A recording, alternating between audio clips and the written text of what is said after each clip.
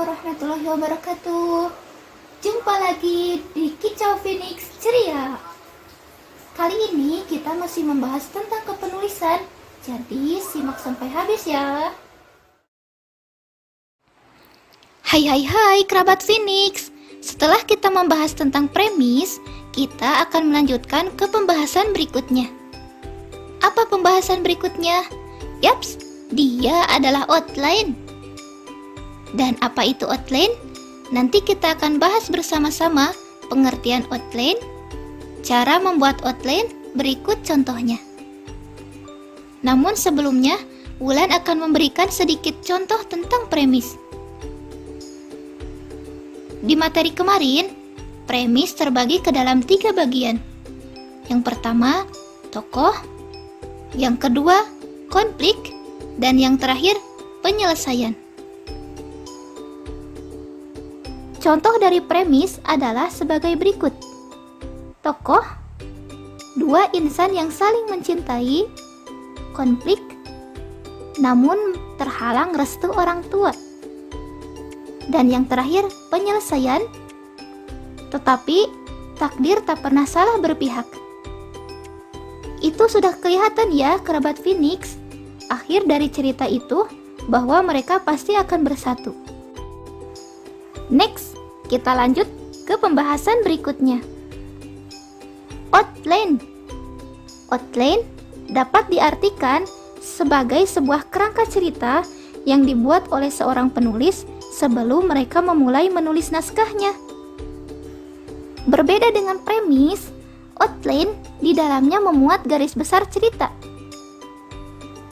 Keberadaan sebuah outline diharapkan dapat memberikan beberapa manfaat. Antara lain, memudahkan saat terserang writer's block dan menciptakan alur yang terarah dan tidak ada plot hole.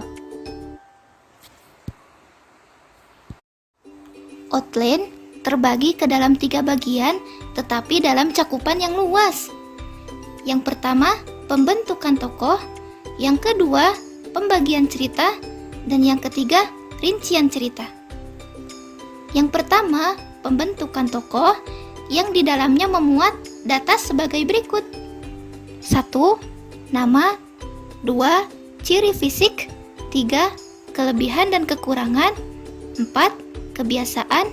Dan yang kelima, sesuatu yang melatari kebiasaan itu sendiri. Yang kedua, pembagian cerita. Pembagian cerita meliputi pengenalan, inti, dan penyelesaian. Dan yang ketiga adalah perincian cerita. Biasanya, seorang penulis akan menuliskan terlebih dahulu gambaran dari cerita yang nanti akan ia buat di pembagian cerita. Mulai dari pengenalan, inti yang mencakup konflik, dan penyelesaian yang mencakup klimaks cerita dan ending. Selanjutnya, penulis akan menyusunkan satu persatu dari ide-ide yang sudah ia tulis di pembagian cerita tadi. Mulai dari pengenalan berapa bab, inti berapa bab, dan penyelesaian berapa bab.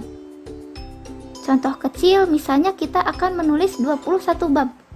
Nah, pengenalan 7 bab, konflik 7 bab, dan penyelesaian juga 7 bab. Mungkin itu yang dimaksud dengan outline. Nantikan contoh yang akan diberikan Wulan di materi berikutnya. Terima kasih dan happy Sunday!